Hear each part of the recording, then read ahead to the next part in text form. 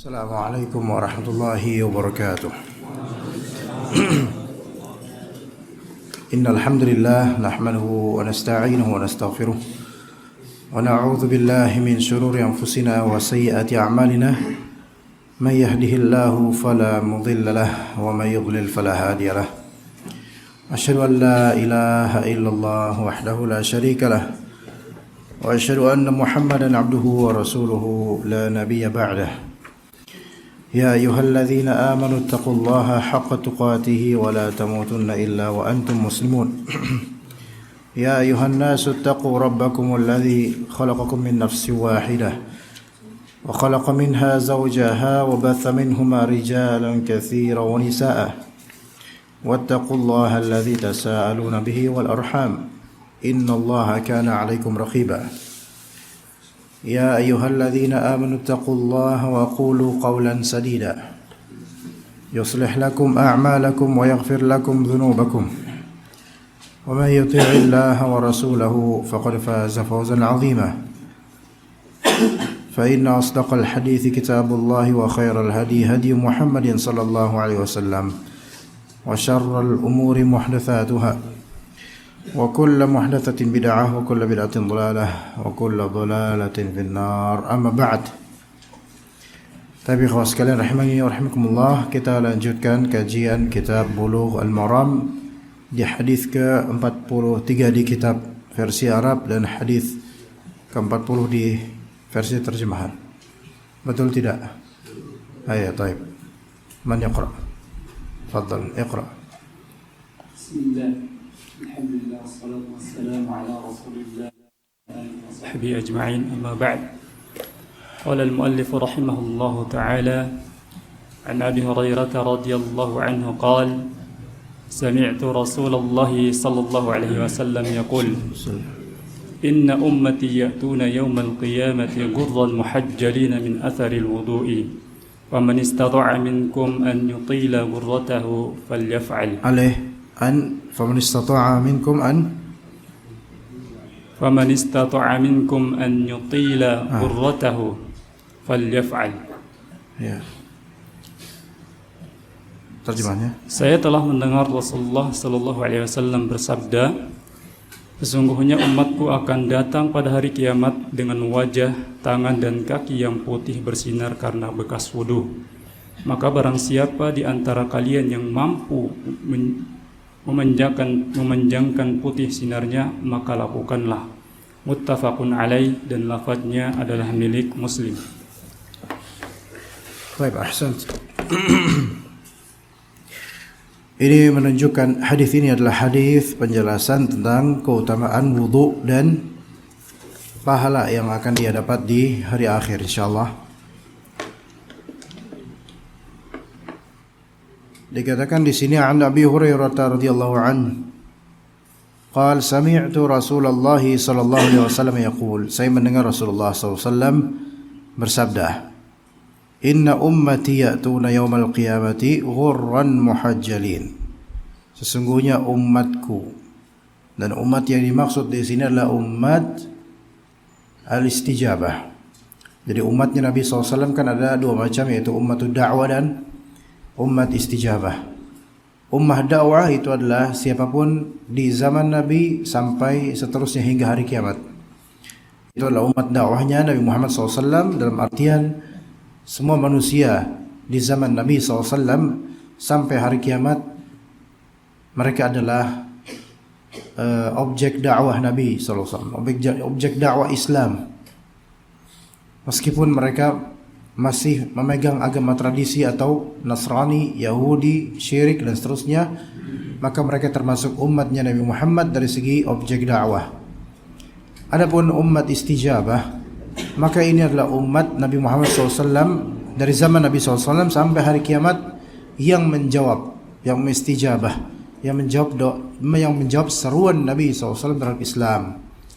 Dan yang dimaksud inna ummati di sini, umatku di sini adalah umat istijabah, yaitu muslimin, mukminin. Ya'tuna yaumal qiyamah, mereka akan datang pada hari kiamat. Lafal ya'tuna di sini menunjukkan bahwasanya setelah mereka dibangkitkan, maka mereka akan datang untuk menuju hisab, menuju Allah Azza wa Jalla, menuju perhitungan amal, pembuktian amal. Ya'tun, mereka datang. Maka kata Allah Azza wa Jalla, illa man atallaha biqalbin salim, kecuali orang yang mendatangi Allah dengan kalbu yang selamat. Yaumul qiyamah, mereka datang pada hari kiamat. Yang dimaksud dengan kiamat di sini tentu kiamat yang maklum, masyhur, dan kiamat dimutlakkan menjadi dua, kiamat sughra dan kiamat kubra. Kiamat sughra yaitu kematian seseorang adalah kiamatnya. Maniyah yaitu maut, kematian seseorang adalah kiamatnya dia.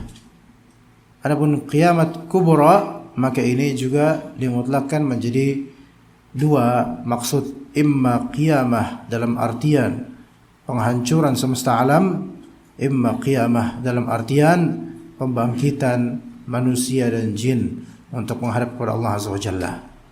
Yang mana yang maksud di sini inna ummati ya'tuna yaumil qiyamah, yang maksud di sini adalah yaitu kebangkitan, di hari kebangkitan nanti. Ghurra muhajjalin, dua istilah di sini, ghur dan juga muhajjal. Ghur dan juga muhajjal. Apa makna ghur, apa makna muhajjal? Jadi apa ghur? Ghur, muhajjal, dan ini keadaan. Ya, ghurran muhajjalin ini dalam i'rabnya dia dalam posisi hal, makanya mansub, baik ghurran atau muhajjalin. Dan ghur ini dia adalah jama'. Dia adalah jama', dan makna ghur atau ghurrah maknanya adalah bayadun fi wajhil faras. Tanda putih yang ada di wajah kuda. Tanda putih yang ada di wajah kuda, itu pada asal maknanya. Ya, bisa dimaknai di sini yaitu wajahnya putih dan bercahaya. Ya, muhajjal, ghur di sini wajahnya putih dan bercahaya. Adapun muhajjal ini juga berkaitan dengan warna putih dan juga berkaitan dengan pencahayaan. Yang mana muhajjalin bedanya dengan ghurra, kalau ghur itu cahaya putih di wajah. Adapun tahjil, maka ini cahaya putih di qawaim al-faras. Qawaim yaitu jama' dari qaimah, kaki-kaki kuda. Ya, kaki-kaki kuda. Ada 4. Maka ini menunjukkan kalau di manusia berarti kedua tangan dan kedua kaki. Maka ghurra muhajjalin, ghur yaitu cahaya di wajah, muhajjalin bercahaya di bagian tangan dan juga kaki. Dan ini ketika Nabi SAW mengatakan inna ummati, sesungguhnya umatku, maka ini di sini ada takhsis, pengkhususan umat Nabi Muhammad dari segi istijabah. Maka mereka adalah orang-orang yang spesial, mukhassasun dengan apa? Dengan adanya cahaya di wajah, kedua tangan dan kedua kaki. Kenapa bisa begitu? Min atharil wudu. Min di sini menunjukkan sababiyah, dengan sebab athar yaitu efek dari al-wudu. Taib, apakah efek dari wudu ini? Efek taharah? Bukan. Ini efek thawab namanya. Yaitu atharul thawab. Ya, athar yaitu efek yang bersifat pahala, ganjaran. Bukan athar, bukan efek yang bersifat duniawi. Karena efek taharah, kebersihan itu hanyalah ada di dunia, sementara di akhirat yang ada adalah ganjaran. Maka kemudian disebutkan di sini faman istata'a minkum an yutila ghurratahu falyaf'al. Maka barang siapa di antara kalian yang bisa untuk memanjangkan ghurrahnya. Ghurrah memanjangkan cahaya di anggota tubuhnya, maka hendaklah dia lakukan itu, yaitu melebihi bagian yang kena basuhan dari anggota wudunya. Taib. Di sini ada beberapa faedah tentu saja, menunjukkan, yang pertama menunjukkan, hadis ini menunjukkan fadilah wudu. Fadilah wudu. Iya, fadilah wudu ya tadi. Ya, faedah berikutnya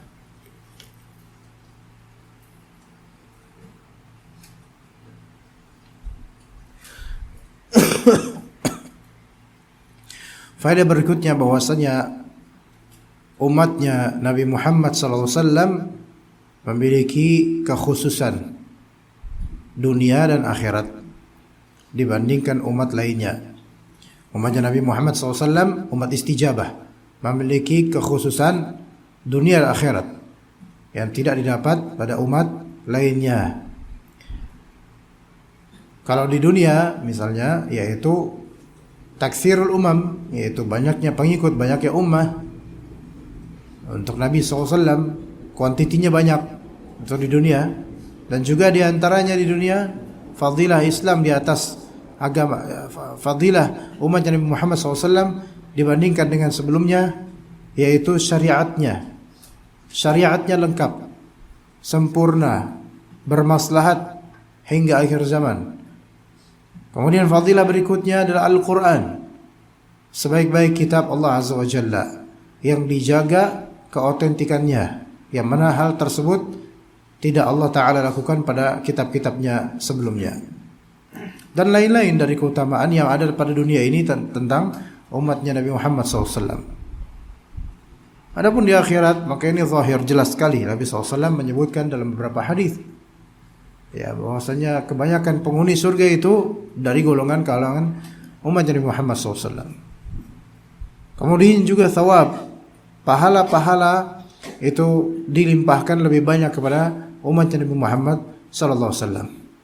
Kemudian juga dari segi ghurran muhajjalin yang mereka akan datang pada Allah dalam keadaan seperti itu juga merupakan karakteristik khusus yang tidak ada pada umat-umat sebelumnya. Kemudian para ulama berselisih pendapat mengenai apakah al-wudu itu masyru' ala syar'i man qablana atau tidak. Artinya, apakah wudu itu ada juga di syariat sebelum kita atau itu hanya ada di syariat kita, syariat Islam istijabah Nabi Muhammad SAW.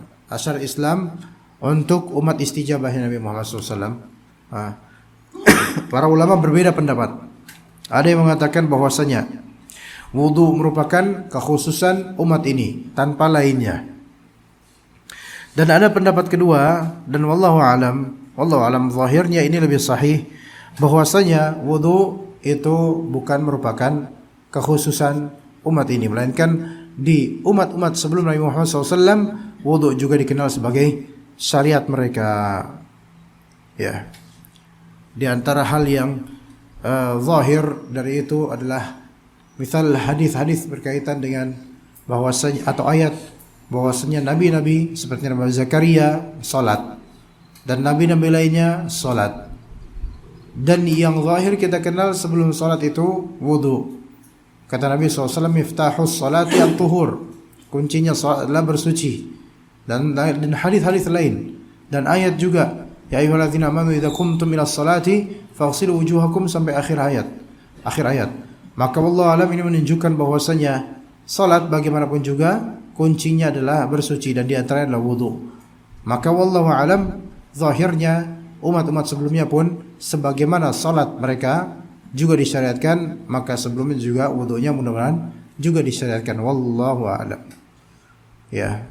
Maka ketika kita misalnya menilai atau memandang bahwasanya sebelum zaman Nabi SAW pun dulu disyariatkan untuk wudu, ya, maka ini menambah kenikmatan pada umat ini. Ya, sama-sama disyariatkan wudu, namun ada kekhususan yang tidak bisa disamakan. Ya, Masya Allah, ini berarti umat ini diberkati oleh Allah Azza wa Jalla. Taib, kemudian ikhwah sekalian, masalah mujawazat mahallil fard indal wudu atau fil wudu. Masalah melampaui atau melebihi tempat atau batasan anggota tubuh wudu dalam pembasuhan. Ini menjadi masalah. Ada beberapa pendapat ulama, minimal dua pendapat. Yang pendapat pertama yaitu la tushra'u ziyadatu ala mahallil fard. Tidak disyariatkan menambah-nambah dari tempat yang diwajibkan. Itu pandangan pertama dari mazhab Malikiyah, mazhab Zahiriyah, dan sebagian dari fuqaha mazhab Hanafiyah, dan salah satu riwayat Imam Ahmad bin Hanbal, dan juga ini pendapatnya Ibnu Taimiyah dan Ibnu Qayyim rahimahumullah jami'an.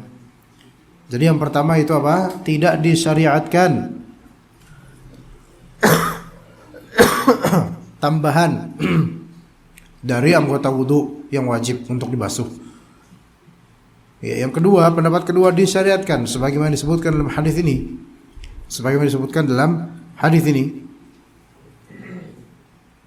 Ya, disyariatkan dengan dalil hadis ini. Dan kemudian juga dengan dalil dari riwayat Ibnu Umar radhiyallahu anhuma annahu kana yatawaddau fi as-sayfi farubbama balagha fil wudu'i ibtayhi. Ibnu Umar radhiyallahu anhuma bahwasanya beliau wudu di musim panas dan sepertinya dalam membasuh tangan itu sampai ke ketiaknya. Dan ini pandangan amalan Ibnu Umar pribadi seorang. Oke. Mana yang kemudian yang lebih sahih? Wallahu alam. Yang lebih sahih adalah tidak disyariatkan. Tidak disyariatkan, itu yang asah. Ya, kenapa kita katakan asah? Karena kita tidak juga berani untuk mengatakan Ibnu Umar berbuat bid'ah atau Abu Hurairah itu mensyariatkan sesuatu yang tidak ada syariatnya. Kita enggak berani mengatakan itu. Maka kita katakan asah, lebih sahih untuk menjaga adab kepada Abu Hurairah dan Ibnu Umar karena beliau sahabat Nabi radhiyallahu anhum, dan mungkin beliau itu Abu Hurairah memahami sesuatu, Ibnu Umar memahami sesuatu yang kita hormati pemahaman beliau sebagai sahabat, namun kita lebih memilih apa yang lebih sahih. Yang lebih sahih adalah la yusra' az-ziyadah ala mahallil fard. Ya, tidak disyariatkan. Kalaupun ziyadah tersebut ghaira muta'ammid, tidak disengaja untuk melakukannya, maka tidak masalah. Namun ketika disengaja dan bahkan menjadikan itu sebuah amalan yang seolah-olah itu ada dasarnya, maka ini la yanbaghi, tidak layak. Lalu terus bagaimana menjawab hadis ini? Hadis riwayat Bukhari Muslim. Inna ummati ya'tuna yaumal qiyamati ghurran muhajjalina min atharil wudu. Nah, itu hadis Nabi betul. Namun yang sahih adalah kalimat faman istata'a minkum an yutila ghurratahu falyaf'al. Ini adalah kalimatnya siapa? Kalimatnya Abu Hurairah. Yang mana digabung seolah-olah ini adalah perkataan Nabi sallallahu alaihi wasallam. Maka para ulama mereka membahas hal ini dan mereka mengkategorikan hadis ini sebagai hadis mudraj. Hadis mudraj yaitu hadis sisipan. Ya. Kita tahu namanya durj. Ini kan meja, kamu ada laci, ini durj. Laci itu kan tempat kita nyisipin sesuatu. Maka ini hadis yang dilacikan, yang diidrajkan, mudraj namanya. Hadis mudraj yaitu hadis sisipan. Mana bagian yang mudraj? Bagian yang mudraj adalah faman istata'a minkum an yutila ghurratahu falyaf'al. Itu yang disebut kalimat mudrajahnya. Itu kalimat Abu Hurairah. Dan kalimat Abu Hurairah bukanlah syariat karena beliau adalah manusia, bukan nabi. Ya. Lalu bagaimana kita menyikapi Abu Hurairah? Ya kita sikapi beliau sahabat Nabi radhiyallahu anhu yang mungkin bisa salah dan memahami hadis dan berpendapat seperti itu. Namun ketika pendapat tersebut memang tidak ada sahabat lain atau keumuman sahabat yang menyetujuinya, maka kita kembali ke asal bagaimana keumuman sahabat Nabi radhiyallahu anhum. Ya. Dan boleh dikatakan Ibnu Umar, bagaimana jawab Ibnu Umar? Kalau tadi hadis yang sebelumnya ini hadis mudraj, sudah selesai. Ya. Hadis mudraj boleh jadi ada bagian yang sahih dari Nabi SAW, namun bagian yang terindikasi ini perkataan bukan perkataan Nabi SAW, maka itu tidak boleh disamakan dengan perkataan Nabi SAW. Ya, faham ya kawan? Kok anda ngantuk ya kawan? Mana boleh tidur gak ya? Mas Arif antum bisa ganti Nana isi kajian? Hah? antum jadi mudraj, sisipan. Ya.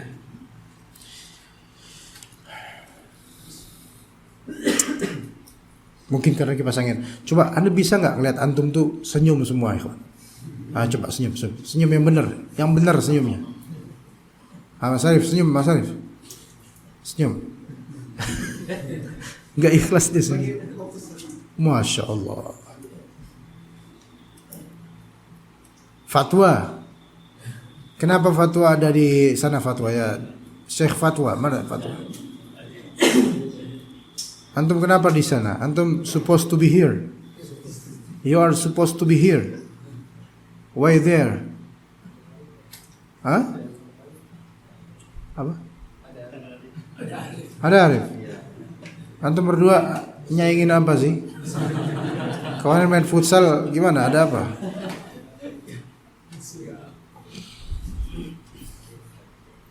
Taib. Kita lanjut yang tadi. Ibnu Umar radhiyallahu anhuma, ada beberapa hal dari beliau yang memang tidak diikuti oleh para sahabat lain, tabi'in dan para ulama, tidak diikuti. Ya, tidak diikuti. Namun kadang-kadang mauqif dan pandangan fikih Ibnu Umar radhiyallahu anhuma kadang-kadang dijadikan hujjah oleh sebagian orang yang sebenarnya mengekor pada hawa nafsu. Ya, taib. Ibnu Umar radhiyallahu anhuma dihikayatkan bahwasanya beliau membasuh tangannya sampai ke di musim panas sampai ke kedua ketiaknya. Nah, ini tidak ada yang melakukan itu, baik dari sahabat Nabi atau siapapun sekarang. Ibnu Umar radhiyallahu anhuma kalau wudu itu beliau matanya juga ditetesin sama air. Karena menganggap mata itu bagian dari wajah, sahih, namun tidak pernah dilakukan oleh Nabi SAW. Maka sifat yang mungkin melebihi batas ini, kita tidak menuduh Ibnu Umar itu ghulu, tidak, tapi melebihi dari apa yang normalnya dalam hadis, maka ini tidak diikuti oleh para ulama. Ya. Kemudian dalam masalah haji, ketika bertahallul, maka beliau juga mengqasar jenggotnya dengan genggaman, kemudian memotong bagian ini dengan alasan ini termasuk bagian dari qasar, mencukur. Kalau halaq itu kan total halaq gitu ya. Kalau ini qasar, mencukur. Kalau halaq enggak mungkin, maka qasar. Beliau berijtihad segenggam ini dipotong. Nah, di kenyataan inilah yang sebagian dari pengekor hawa nafsu, ya, berita pagi, siaran pagi pada pukul 6. Ya. Nah, pada pukul 6 apa tadi Anda bilang, ikhwan? Ya, sebagian orang kemudian mengatakan memotong jenggot, mencukur jenggot itu enggak masalah. Apa buktinya? Dalilnya apa? Dalilnya adalah perbuatan Abdullah bin Umar radhiyallahu anhuma. Beliau pas tahallul kok cukur jenggot berarti boleh dong. Maka di sini kalau memang kalian ingin menjadikannya hujjah, maka pertama harus paham dulu konteks Ibnu Umar ketika itu. Ibnu Umar ketika itu melakukannya karena sedang tahallul dari haji, ya. Yang mana harus apa? Imma qasar, imma memendekkan rambut atau membotakkan gitu kan. Namun Ibnu Umar menyertakan ini juga disebut sebagai sya'ar atau rambut ras. Maka beliau juga memotongin dan tidak ada sahabat lain yang melakukannya. Itu konteksnya. Itu pertama. Kedua, antum memakai riwayat perbuatan Ibnu Umar yang mana itu pada asalnya bukanlah dalil, bukanlah hujjah, dan meninggalkan perkataan-perkataan Nabi SAW dan juga amalan para sahabat lain. Maka ini suatu hal yang tidak tertata pemikirannya. Ya, dan hal-hal lain yang itu tidak bisa dijadikan hujjah, ya. Taib. Maka yang sahih apa? Yang sahih adalah tidak disyariatkan melebihkan, ya. Gitu, wallahu a'lam. Kita lanjutkan ke hadis berikutnya, fadhal. Bismillah. An Aisyah radhiyallahu anha qalat كان النبي صلى الله عليه وسلم يعجبه التيمن في تنعله وترجله وطهوره وفي شأنه كله. Nabi sallallahu alaihi wasallam menyukai mendahulukan yang kanan dalam memakai sendal, menyisir, bersuci dan dalam seluruh urusannya. Muttafaqun alaih. Baik ikhwan, hadis berikutnya sekarang Nabi SAW ini tata cara atau hukum tayammun. Tayammun yaitu mendahulukan mendahulukan sesuatu yang kanan dalam menggunakan sesuatu. An Aisyah radhiyallahu anha qalat, Aisyah berkata, kana an-nabiy sallallahu alaihi wasallam yu'jibuhu at-tayammunu fi tana'ulihi wa tarajjulihi wa tuhurihi wa fi sya'nihi kullih. Bahwasanya Nabi SAW yu'jibuhu tayammun. Yu'jibuhu tayammun artinya adalah menyukai, mendahulukan hal yang kanan terlebih dahulu. Itu makna tayammun. Dalam hal apa? Pertama di taksis atau tafsil, kemudian dilanjutkan dengan kalimat terakhir, kalimat ta'mim, ya, atau ijmal, ya, ta'mim atau ijmal. Taib, dikatakan di sini fi tana'ulih, ketika lagi pakai sendal, mau pakai sendal, ya, kanan dulu. Tarajjulih, ketika lagi nyisir. Tuhurih, yaitu bersuci.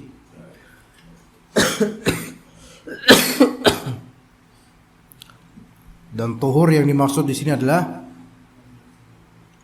wudu, ya, dan mencuci. Adapun kalau tuhur yang dimaksud sini istinja, maka tidak, bukan ini. Faham? Taib, ulang dari tana'ul, pakai sendal kanan dulu, masuk ke dalamnya pakai sepatu, baik bot atau sepatu biasa. Oke, tuh satu. Kaos kaki termasuk kanan dulu. Maka lawannya adalah buka, kalau bisa dengan kiri dulu kalau lepasin. Tarajul, sisir bagian kanan dulu. Enggak, antum enggak ada yang biasa nyisir ya. Bagus. Miskin. Bukan miskin fakir kaya, bukan itu. Miskin maksudnya, kesian enggak ada rambutnya. Antum udah nyisir belum hari ini? Hah? Kalau Nabi SAW itu dalam Islam, dalam syariah, sebagian ulama memakruhkan laki-laki sering nyisir. Bahkan dalam hadis Nabi SAW itu sisi nyisir itu kadang-kadang aja, sehari nyisir besoknya enggak, begitu. Namun kan itu ketika apa? Kita tahu bahwasanya mungkin di zaman Nabi itu pakai surban dan semisalnya.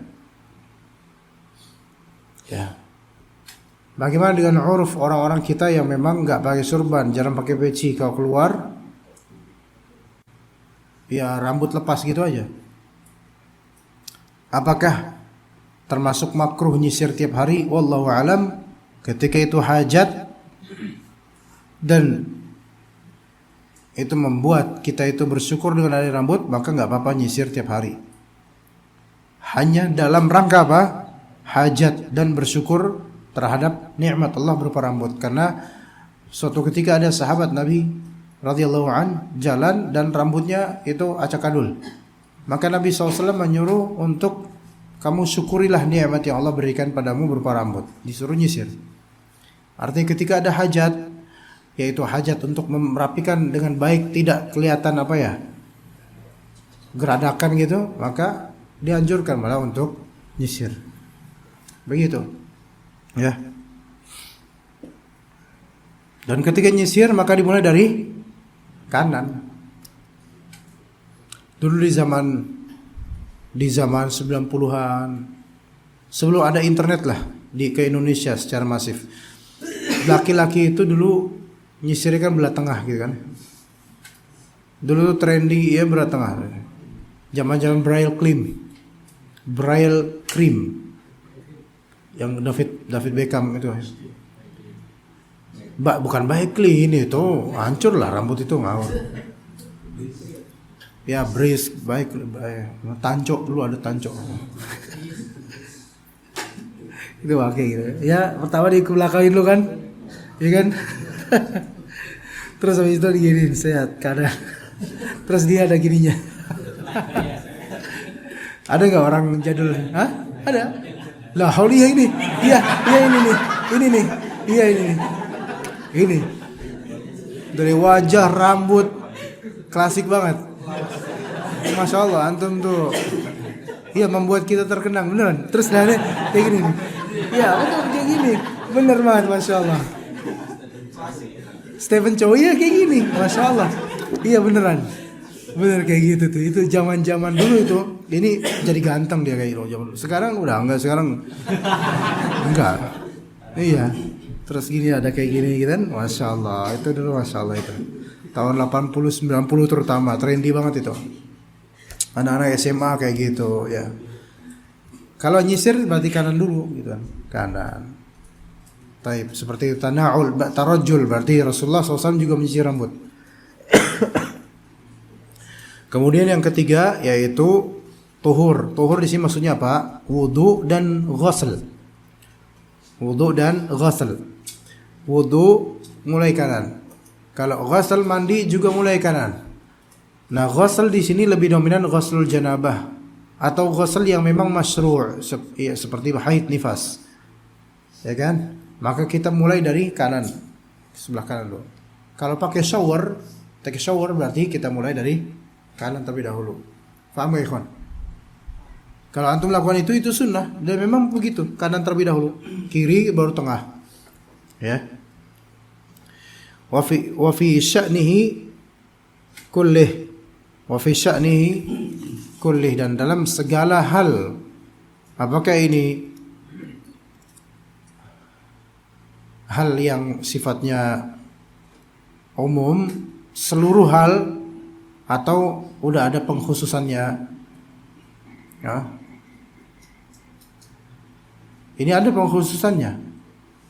Ada pengkhususannya karena dalam hadis-hadis lain menunjukkan beliau itu lebih mendahulukan kiri. Seperti dukhulul khala, masuk ke kamar mandi atau semisalnya, kiri. Istinja dengan kiri. Iya.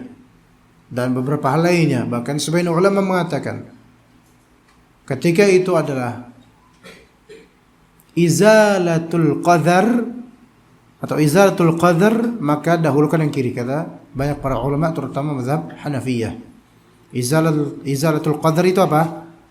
Menghilangkan kotoran, maka itu lebih dianjurkan pakai bagian yang kiri atau mulai dengan yang kiri. Mengut sampah misalnya izalatul qadar, maka kiri lebih afdal kata para ulama. Siwak kalau atau gosok gigi, kalau maksud antum adalah untuk menghilangkan kotoran gigi, maka dahulukan yang kiri. Semua ini kenapa untuk izalatul qadar dahulukan yang kiri? Qiyasan 'alal istinja. Mengkiaskan terhadap apa? Istinja kan itu kan dia izalatul qadar, maka illatnya adalah izalah al-qadar atau wasakh. Karena istinja ini kan menghilangkan kotoran, maka dengan tangan kiri supaya tidak bercampur dengan tangan kanan. Begitu. Wallahu a'lam. Qiyas. Ya. Mungut ingus anak misalnya, atau apa ngelap ingus anak pakai tangan kiri. Ya, jangan pakai tangan kanan. Tar salah sangka dikira gel atau apa gitu kan, kemudian malah kemakan, keisep dan seterusnya. Dan kanan kiri. Cebokin anak juga dengan tangan kiri karena semua ini masuk dalam izalatu al-qadar. Ya, sungsang apa? Susah. Jangan jalan-jalan tuh kamu untuk berduaan. Jangan perang kayak gitu, ntar jodoh loh, hati-hati. Antum udah nikah belum? Udah nikah? Udah antum? Hati-hati antum udah nikah. Taib.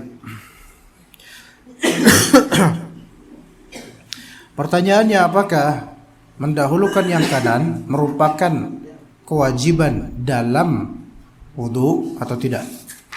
Ayo, jawab. Wajib apa enggak? tidak wajib, melainkan sunnah.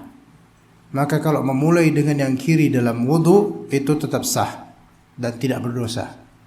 Hanya kalau dia maksudkan dari itu meremehkan wudu atau merendahkannya, maka dia berdosa, bahkan bisa dosa besar. Bahkan kalau memang maksudnya mempermainkan wudu, mempermainkan syariat Allah, dikhawatirkan kufur. Na'udzubillah min dzalik. Taib, al-amru berikutnya Syekh. Fadhal, iqra. عن أبي هريرة رضي الله عنه قال قال رسول الله صلى الله عليه وسلم إذا توضأتم فابدأوا بميامنكم. Apabila kalian berwudu, maka mulailah dengan bagian tubuh kalian yang kanan. Diriwayatkan oleh Imam 4, disahihkan oleh Ibnu Khuzaimah. Taib, ahsan. Hadis Abu Hurairah memperkuat yang tadi untuk masalah memulai dengan kanan. Rasulullah SAW bersabda, "Idza tawadda'tum fabda'u bimayaminikum." Kalau misalnya kalian wudu, maka mulailah dengan yang kanan dari pasangan-pasangan anggota tubuh.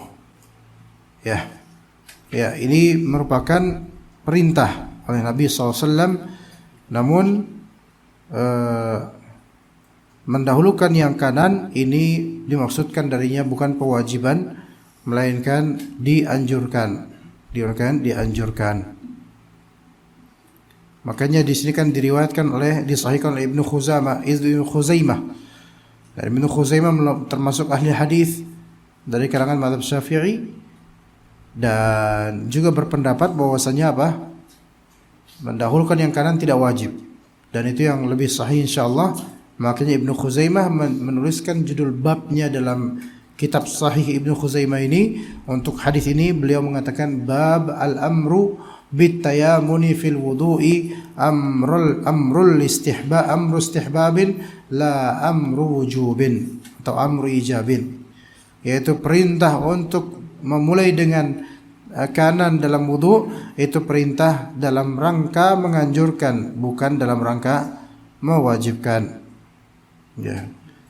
Dan Ibnu Munzir dalam kitab Al-Insaf dan juga Ibnu Qudamah dalam kitab Al-Mughni menyebutkan bahwasanya para ulama sepakat ijma' bahwasanya tidak harus mengulang orang yang memulai wudunya dengan bagian kirinya sebelum kanan. Maka ijma' ini juga menjadi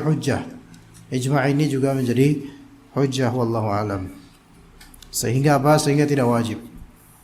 Gitu. Jadi kalau antum kanan ke kiri dulu, kemudian baru kanan, itu enggak masalah. Insyaallah, asal tidak meremehkan. Fadhal, iqra. عن المغيرة بن شعبة رضي الله عنه أن النبي صلى الله عليه وسلم توضأ فمسح بناصيته وعلى العمامة والخفين. Bahwasanya Nabi sallallahu alaihi wasallam berwudu, lalu beliau mengusap ubun-ubun, sorban dan kedua khufnya. Diriwayatkan oleh Muslim. Baik. Al-Mughirah bin Syu'bah radhiyallahu anhu, yang mana beliau seorang sahabat Nabi yang masuk Islam di perang Khandaq dan menjadi seorang muhajir dan muhajir, dan beliau menghormati kalangan muhajir dan mati, kemudian beliau wafat di ketika Muawiyah bin Abi Sufyan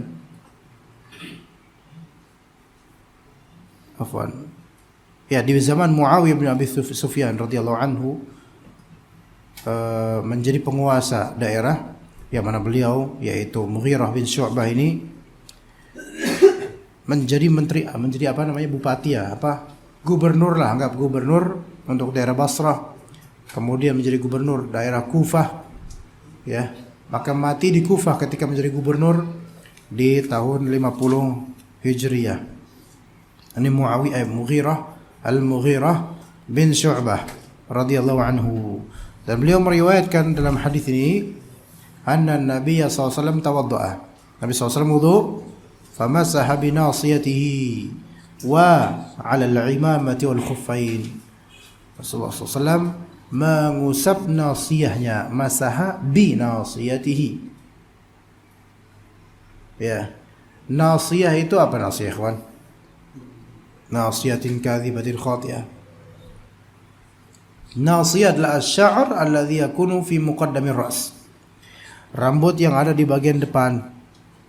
Jambulnya itu loh, ya. Itu nasiyah.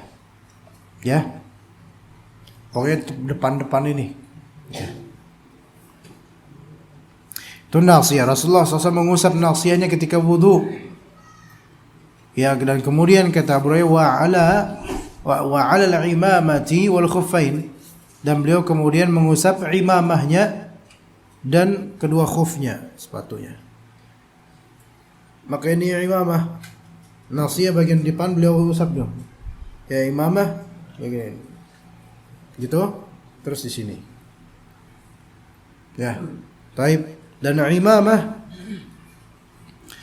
ya imamah kita tahu bagaimana imamah, sorban yang dibeginikan.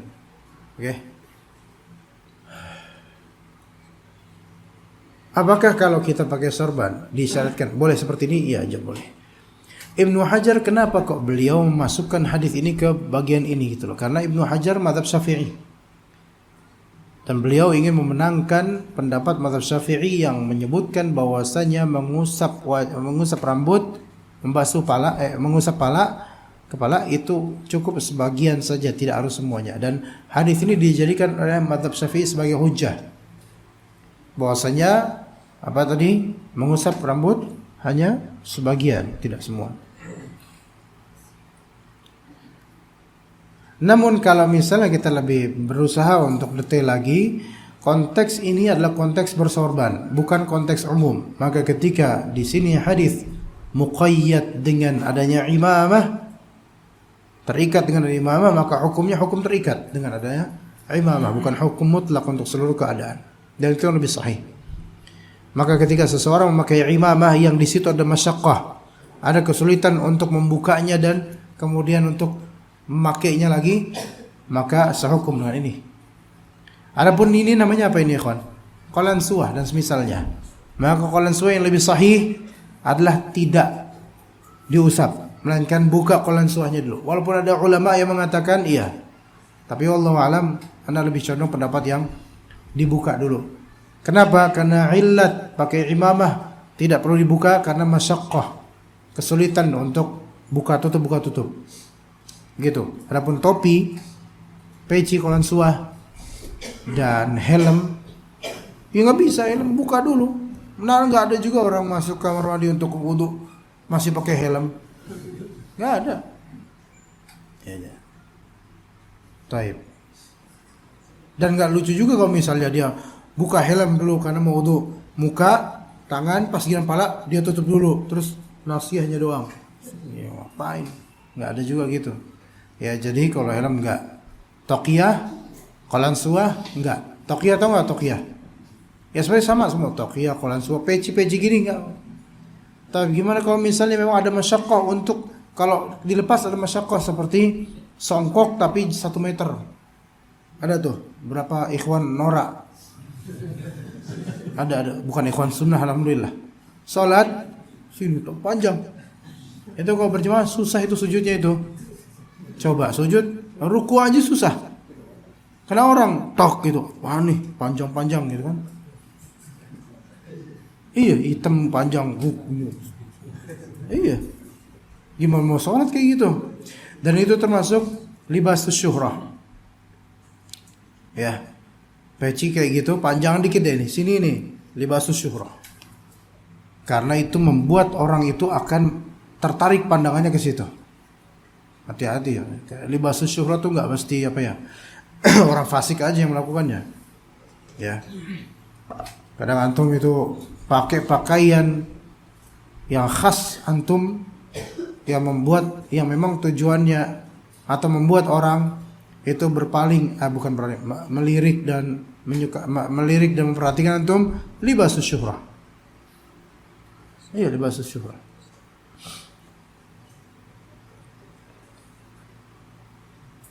Bahkan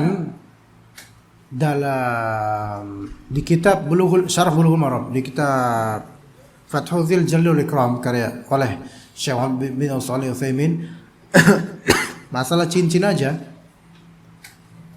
Kalau cincin tersebut sesuai modelnya itu tidak seperti urf yang berlaku umumnya, sehingga membuat orang tuh memandangnya terus karena nggak ada yang seperti ini, itu masuk dalam libasus syukrah.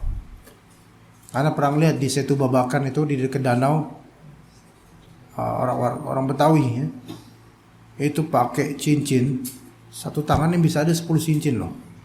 Ini berapa? Cincin gede-gede. Sebagai bentuknya kayak kecoa gede. Semacam ini cincin semua nih, cincin semua. Bahkan di sini cincin loh. Ini dicincinin loh. Gede gini. Gede itu loh. Itu hidup tuh ya bebannya banyak banget karena gede-gede itu. Sholat karena mikir sholatnya gimana nih orang gitu. Ya. Dan batu yang dipakai batu mulia gede-gede gitu. Maka ini masuk dalam libasus syuhrah. Ya.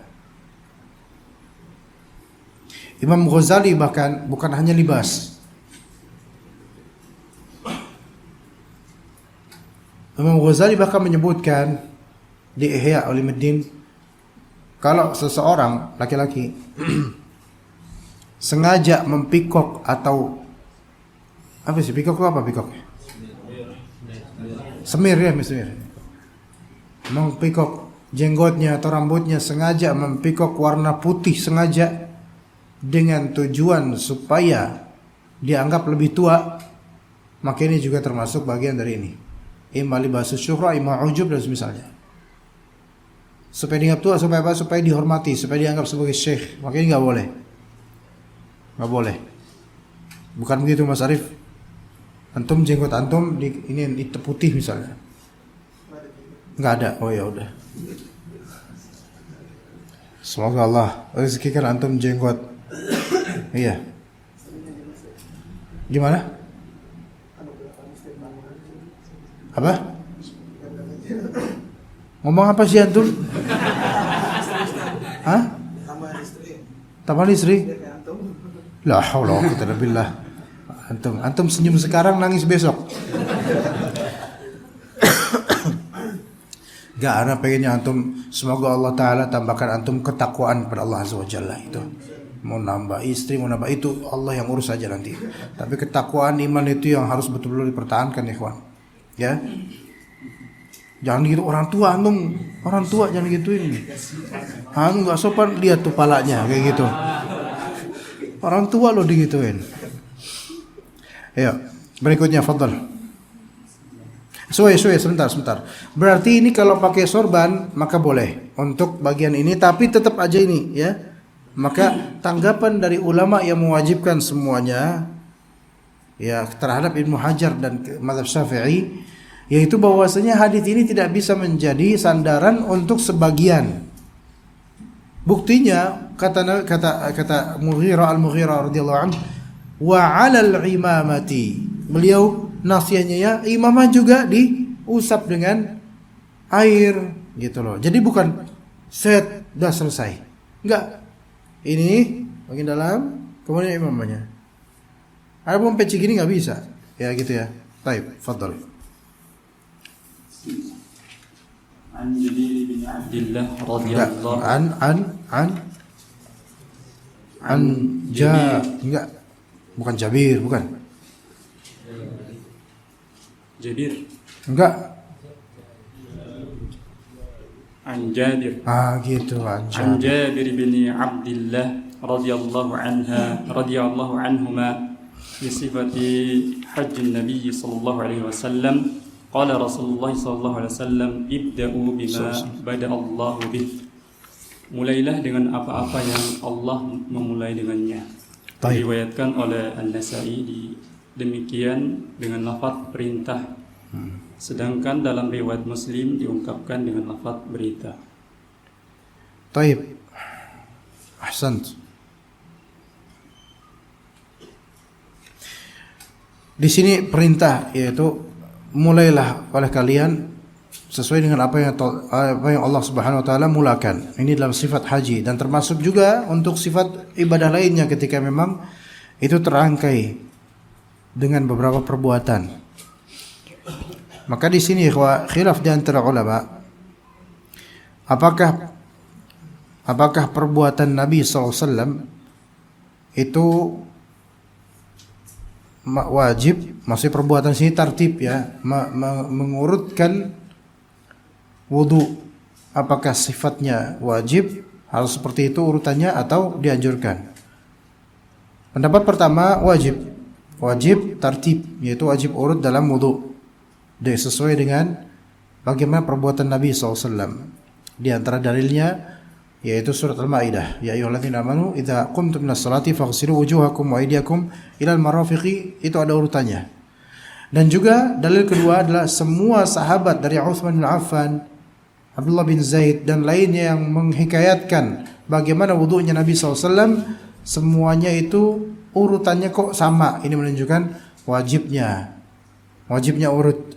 Pendapat kedua dari ulama mengatakan tidak wajib,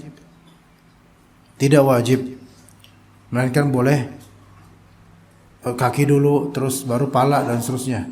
Dan yang rajih adalah pendapat pertama, dengan kuatnya dalil dari Al-Quran dan juga hadis dan praktek dari para sahabat radhiyallahu anhum. Jadi tartibul wudu itu wajib, ya.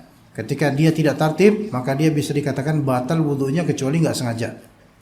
Tapi kalau nggak sengaja, dia ulang dari awal. Kalau nggak sengaja, dia ulang bagian yang sebelumnya, yang apa namanya, yang konslet itu, yang ketuker itu. Ya begitu. Terakhir, fadhal. Bismillah.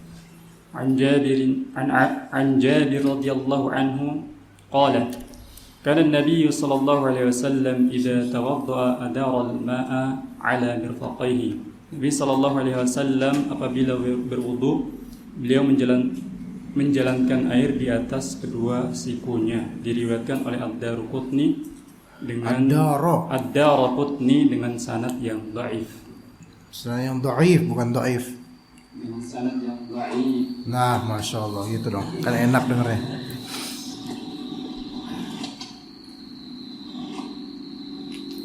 Biarin aja, kita tunggu aja. Ya. Om, telolet om. La haula wa quwwata illa billah.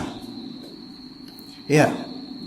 Dari Jabir bin Abdullah radhiyallahu anhu, Nabi SAW idza tawaddaa adara al-ma'a ala mirfaqaihi. Nabi SAW kalau misalnya beliau berwudu alaihi salatu wassalam, maka adara al-ma', beliau kemudian adara yudiri itu apa ya? Menjalankan di sini maksudnya muter-muterin gitu loh. Daur itu kan muter.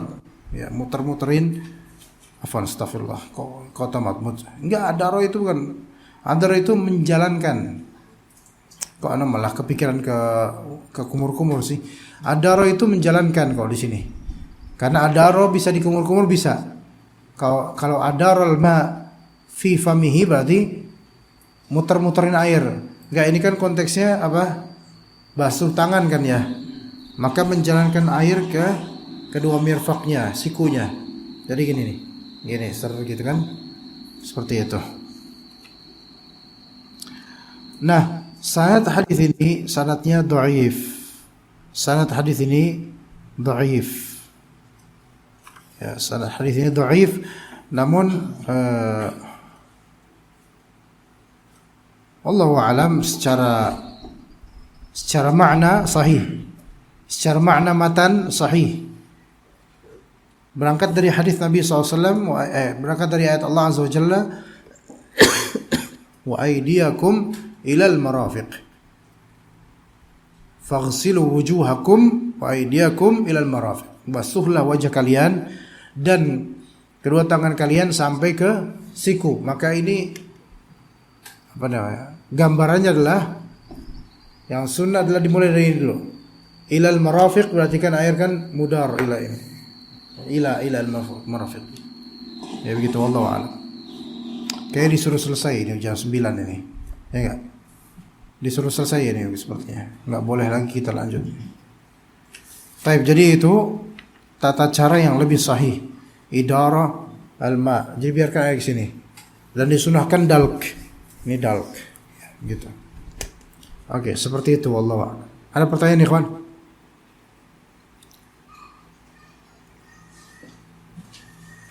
Enggak berani ya karena takut rusak lagi ininya. Ayo, kok diem aja antum? Enggak, ana enggak marah, ana enggak marah. Ada pertanyaan? Jelas semuanya insyaallah. Mas Gagah, Mas Gagah lagi siapa? Mas Aga, ya. Mafhum semuanya insyaallah. Wadih? Yakfi lahuna? Kita cukup sampai sini? Baik. Kita cukup sampai sini insyaallah. Sallallahu ala nabiyina Muhammad wa ala alihi wa sahbihi ajma'in.